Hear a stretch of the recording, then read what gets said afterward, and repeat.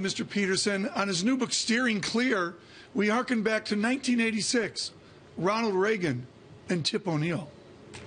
We can have a world where what we leave to our children is very solid and where we take care of the very poor without a lot of sacrifice. But politically, we make the solution of the problem impossible. Do we need more Tip O'Neills? Do we need more people cut from a different time and place and fabric? I love what he and Ronald Reagan did. How do we capture that pixie dust? How do we get that back? Well, you need some leaders that can do this, but there are very few of that mode.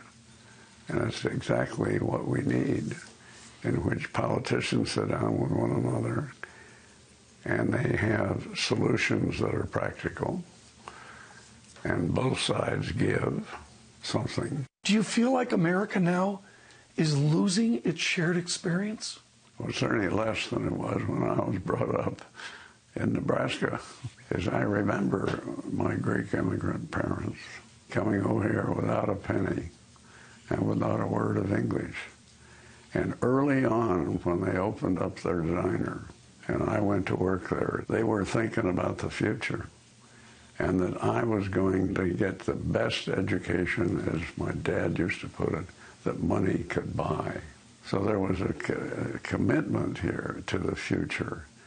And what's missing to quite an extent, and why I'm trying to get people focused on these long-term debts, is we're spending almost no time on the long term. We're forgetting the long term, and yet the long term is going to be there. The current path is simply impossible.